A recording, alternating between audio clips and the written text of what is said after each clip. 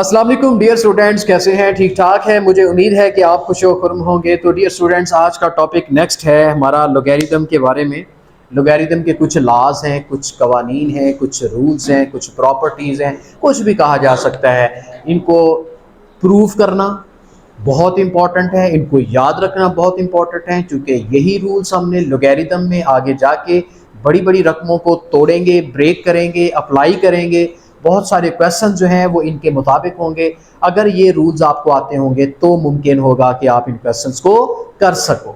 लो जी, पहला रूल है या पहला लॉ है जिसको हम कहते हैं प्रोडक्ट लॉ। दूसरा लॉ है कोशेंट। तीसरा लॉ है पावर लॉ। चौथा लॉ है चेंज बेस लॉ। चार रूल हैं, इनको वन बाय वन प्रूव करेंगे, इनकी स्टेटमेंट को समझेंगे, इसकी एप्लीकेशन को समझेंगे और फिर प्रूव करते हुए आगे क्वेश्चंस को भी सॉल्व करेंगे। आज का टॉपिक सिर्फ इन चार लॉज को प्रूव करना है। तो ये पहला log with base b x multiply y is equal to log with base b x plus log with base b y. So पहला लॉ जो है वो उसकी स्टेटमेंट मैंने लिखी है। इस स्टेटमेंट पे आपने गौर करना है। गौर कैसे करना है कि ये देखें, एक्स और वाई हमारे पास कितने फैक्टर्स हैं। ये दो फैक्टर्स हैं। एक्स किसका फैक्टर है? एक्स वाई का। वाई किसका फैक्टर है? एक्स वाई का।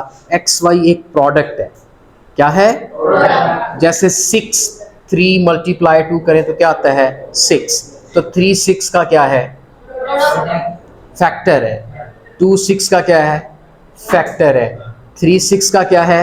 फैक्टर है। फैक्टर उसको कहते हैं जो उसको डिवाइड कर दे। मतलब 6 3 पे भी डिवाइड हो जाता है पूरा पूरा, 6 2 पे भी डिवाइड हो जाता है। सो 3 और 2 क्या हैं? 6 के फैक्टर्स हैं। इसी तरह जब x और y आपस में मल्टीप्लाई होते हैं तो समझ ले कोई 6 बन गया, तो फिर अकेला x क्या होगा? उसका फैक्टर होगा। अकेला y उसका क्या होगा? फैक्टर होगा। सो अब आप देखते हैं कि ये x क्या है? फैक्टर। इसका मतलब एक फैक्टर का लॉग अलहदा लेना है, दूसरे फैक्टर का लॉग अलहदा लेना है।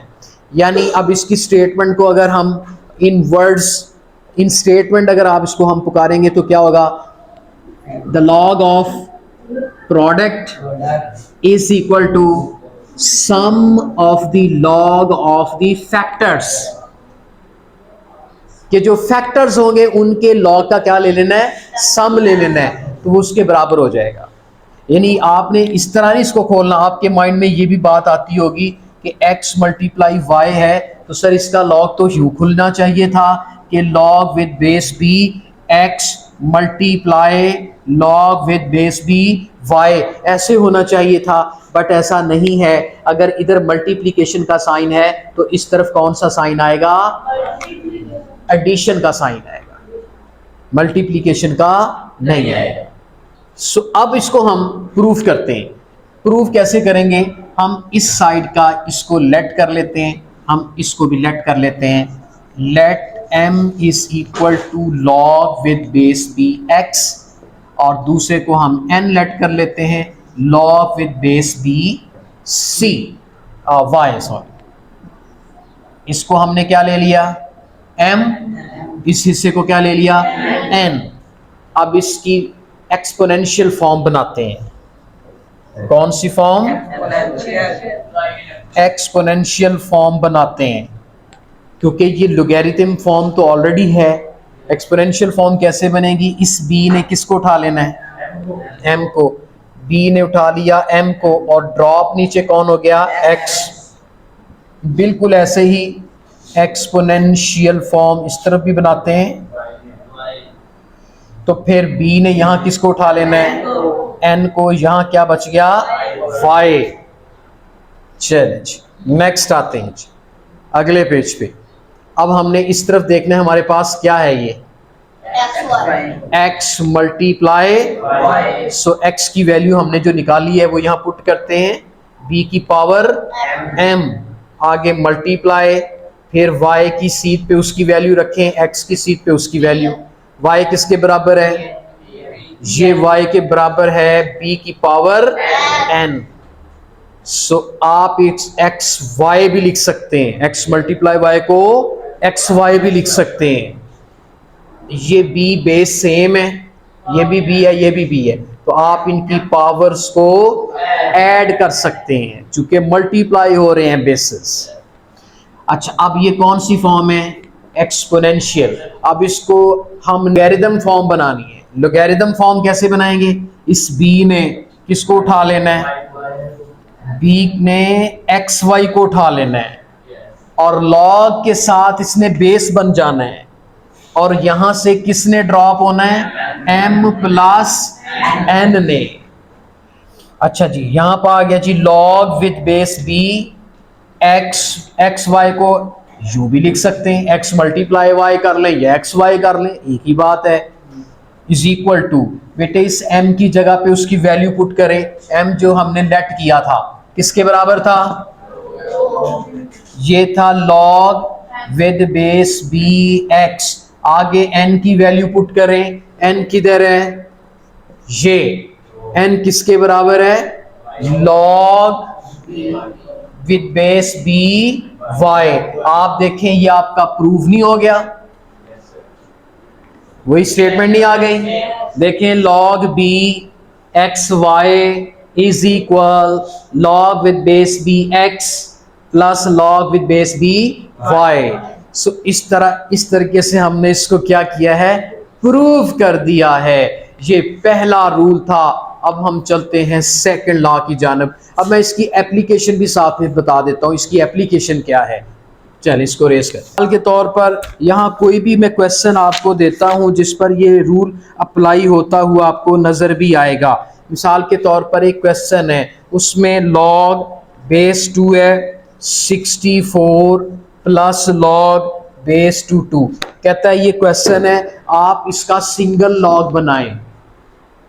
क्या बनाएं? सिंगल लॉग बनाएं। जब मैं इसकी तरफ देखता हूं तो मुझे ये वाली साइड नजर आ जाती है। आप देखिए इसमें बेस b है, इसमें बेस 2 आ रहा है, इधर x की वैल्यू 64 है, इधर y की जगह 2 आ रहा है। अब मुझसे कहा जा रहा है कि आपने इसको सिंगल लॉग में कन्वर्ट करना है। अभी ये रूल में आपने सीखा है कि इस तरफ 2 लॉग होते हैं, इस तरफ सिंगल लॉग होता है। तो इसका मतलब मैं 2 लॉग को सिंगल लॉग में कन्वर्ट कर सकता हूं, लेकिन शर्त है उसकी क्या? कि बीच में साइन कौन सा हो और ये बेसिस भी सेम होने चाहिए। अगर ये बेसिस डिफरेंट हो गए और साइन कोई और आ गया तो फिर ये लॉ यूज नहीं हो सकेगा। अब देखता हूं कि ये लॉ, मैं इस स्टेटमेंट पे गौर करता हूं तो मुझे अपना फर्स्ट लॉ जो प्रोडक्ट लॉ है वो याद में आता है। ठीक है, मैं देखता हूं ये कौन सी साइड है। चूंकि लॉ की 2 साइड्स हैं, एक तरफ सिंगल लॉग के साथ है, एक तरफ डबल लॉग के साथ है। तो मैं इस तरफ देखता हूं ये डबल लॉग वाली साइड है, इसका मतलब ये वाली साइड है और मुझे प्रूफ क्या करनी है? दूसरी वाली साइड।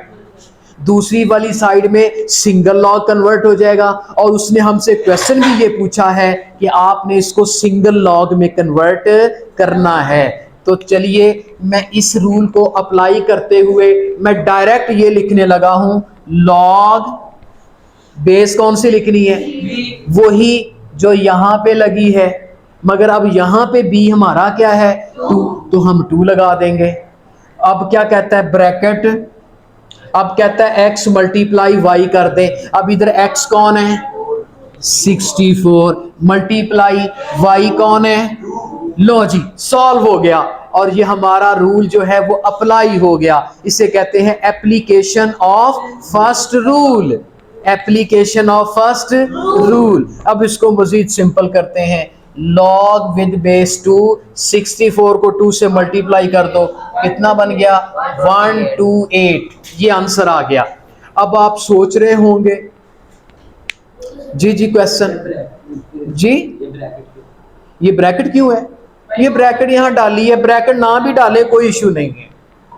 ठीक है, अच्छा अब आप कहेंगे सर ये, अब आपके माइंड में ये भी सवाल आता होगा कि सर लॉग विद बेस 10 अगर लेते हैं, इधर 10 लिख लेते हैं या यूं कर लें 5 मल्टीप्लाई 2, क्या ये बराबर आएगा किसके? log 10 5 plus log 10 2।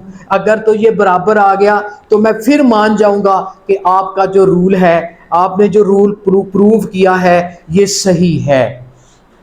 समझ आ गई बात की? log 10 मैंने इसलिए लिया कि इसकी कैलकुलेशन इजी है। आप टेबल भी यूज कर सकते हैं, अब कैलकुलेटर भी यूज कर सकते हैं। चलें, मैं इसकी दोनों साइड सॉल्व करके चेक करता हूं। मैं ये लेफ्ट हैंड साइड लेता हूं मेरे बच्चों। इसमें क्या है?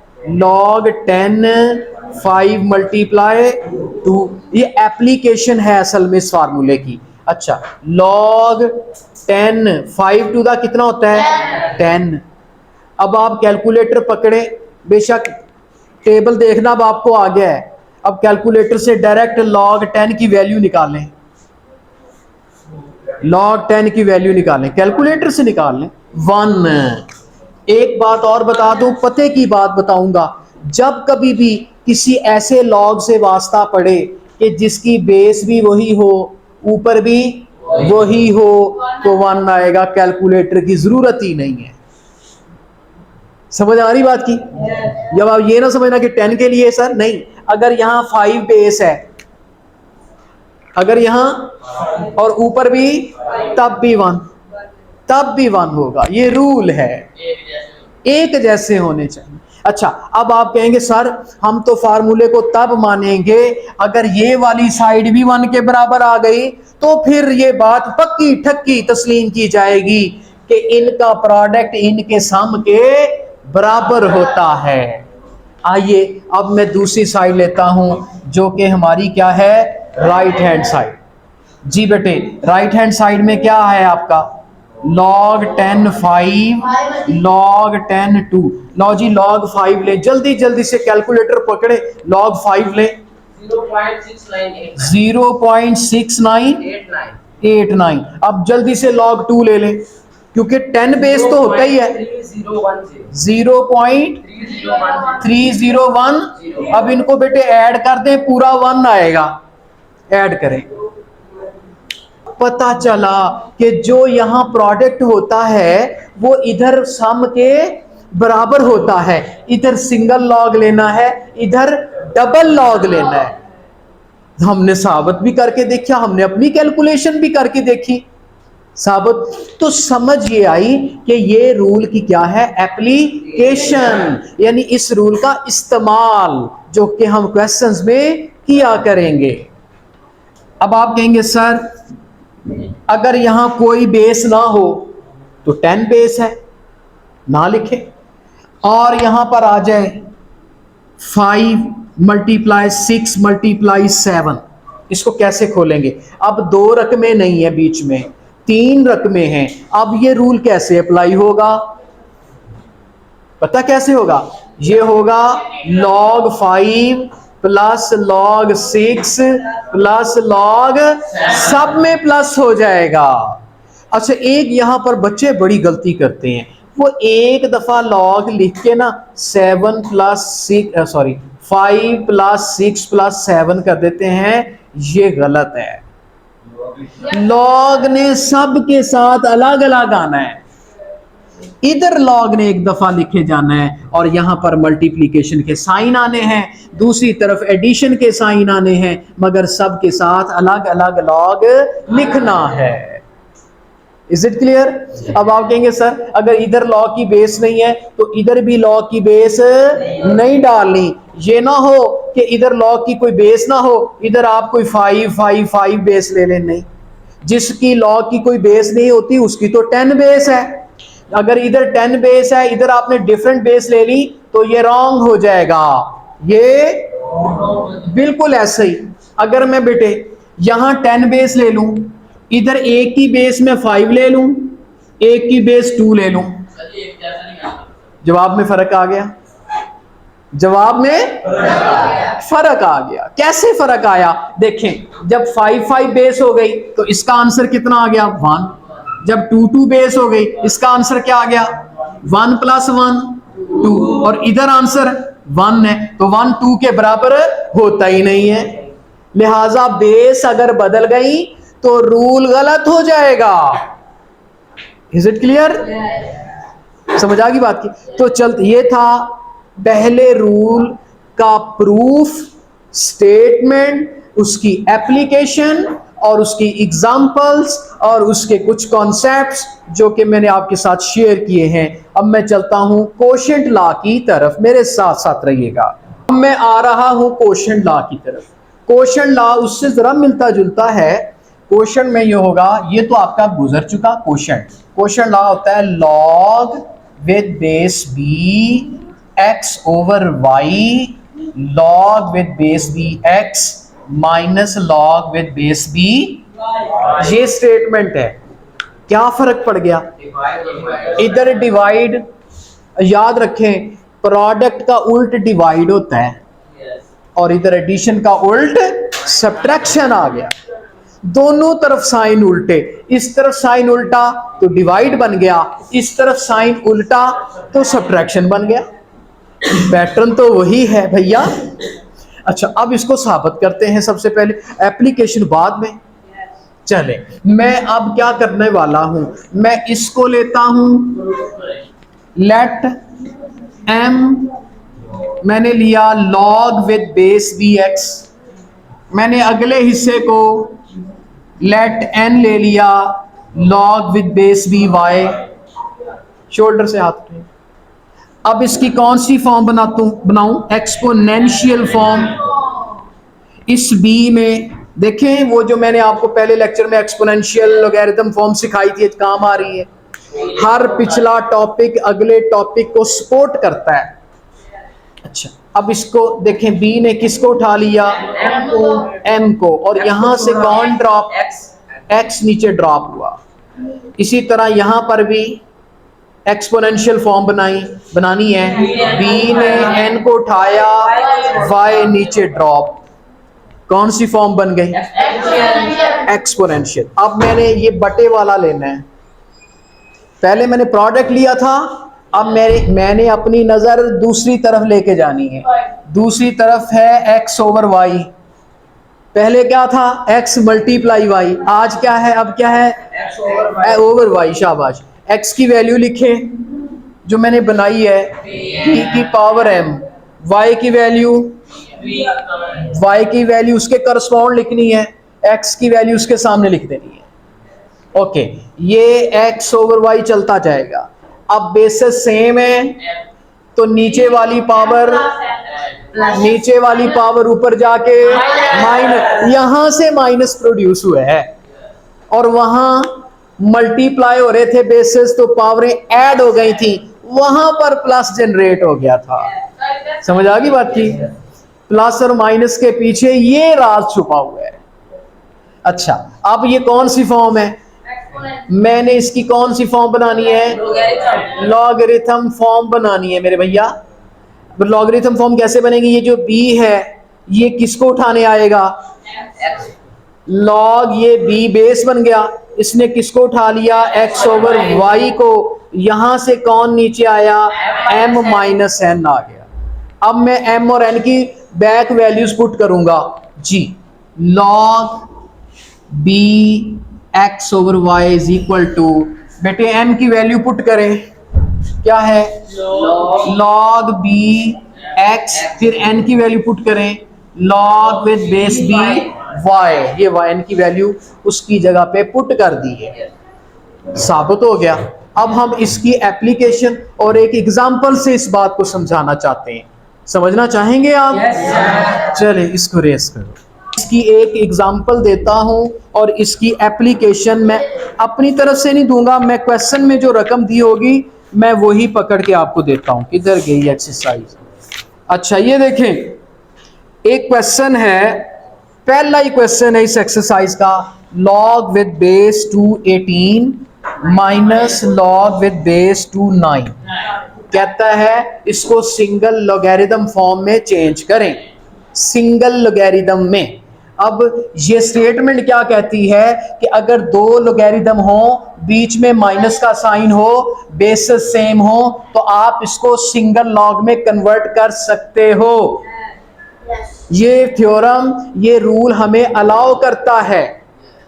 ठीक है। तो चलिए मैं जब इस तरफ देखता हूं तो शर्त क्या है, बीच में माइनस का साइन भी आ रहा है, बेसिस भी सेम है। तो मेरी छठी हिस्स काम कर गई, क्लिक कर गई कि अभी अभी तो हमने कोशेंट रूल पढ़ा है, उसमें माइनस का साइन आ जाए तो हम उसको सिंगल लोगैरिथम में चेंज कर सकते हैं। बेस वही अपनी तरफ से चेंज नहीं कर सकते। बेस यहां बेस कितनी है, 2 लगाएंगे। अब मैं बटा लगाऊंगा। हाँ, जो पहली रकम है वो बटे के ऊपर आएगी, जो दूसरी रकम है वो नीचे आएगी। सिंगल लॉग में कन्वर्ट हो चुका। अब समझ आ गई? तो ये रूल की एप्लीकेशन है।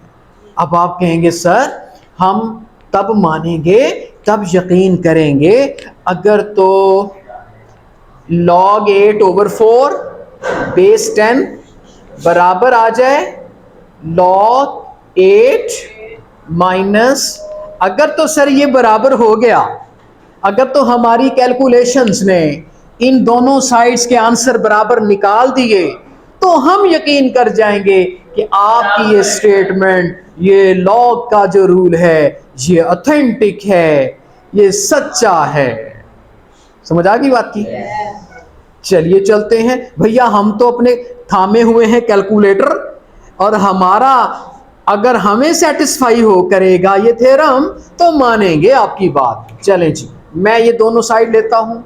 मैं लेता हूं लॉग, ये मैंने कौन सी साइड ले ली, लेफ्ट हैंड साइड। अच्छा 8/4 ले लिया भैया, इज इक्वल टू, बेटे log 10 जो बेस होती है ना, आप उसको ना भी लिखें तो वो अंडरस्टूड है कि 10। अच्छा अब 4 को काटें, 8 को काटें 4 से, कितना आता है? अब कैलकुलेटर पकड़े यारो, log 2 की वैल्यू निकालो, जल्दी जल्दी करो, जल्दी जल्दी। 0.3010। सो ये अब आपकी वैल्यू आ गई लेफ्ट हैंड साइड। अब मैं लेता हूं इसकी log 10/8 माइनस log, तो भैया log 8 लो जल्दी जल्दी से कैलकुलेटर से, वो वीडियो लंबी हो जा रही है यार, बोरिंग हो रहा है। कितना? 0.9030 माइनस log 4 लो, जल्दी करो, जल्दी जल्दी, शाबाश। 0.6020। अब इनका करो, माइनस करो, जल्दी करो जल्दी। 0. नहीं बेटे, पॉजिटिव आएगा। 0.30। अरे वही आंसर आया। आपने इस रकम को पहले लिखना है, इस रकम को बाद में लिखना है, तो दोनों साइड्स बराबर आ गई। इसका मतलब है हमें यकीन हो गया कि जब इस तरफ बटा आ जाए तो उस तरफ कौन सा साइन आता है? अगर यहां मैं प्लस कर दूं तो गलत आंसर आएगा, माइनस ही आएगा। तो डियर स्टूडेंट्स, चूंकि वीडियो लंबी होती जा रही है, मेरी कोशिश थी कि आज चारों के चारे जो हैं रूल्स वो आज एक ही वीडियो में आपको डिलीवर कर दूं, लेकिन ऐसा मुमकिन ना हो सका। आज के लेक्चर में हमने 2 जो रूल है उनको अच्छे तरीके से सीखा है। एक रूल प्रोडक्ट लॉ था, दूसरा लॉ कोशेंट, कोशेंट बटे को कहते हैं, कोशेंट बटे। एक कोशेंट लॉ किया, एक प्रोडक्ट लॉ किया। इंशाल्लाह नेक्स्ट जो लेक्चर, कमिंग लेक्चर है, उसमें हम पावर लॉ करेंगे और चेंज बेस लॉ करेंगे। आप हमारे साथ साथ हमारे वीडियो के साथ जुड़े रहिएगा। इंशाल्लाह कल दोबारा हाजिर होंगे एक नई वीडियो के साथ। तब तक आपसे इजाज़त चाहते हैं। अल्लाह हाफिज़।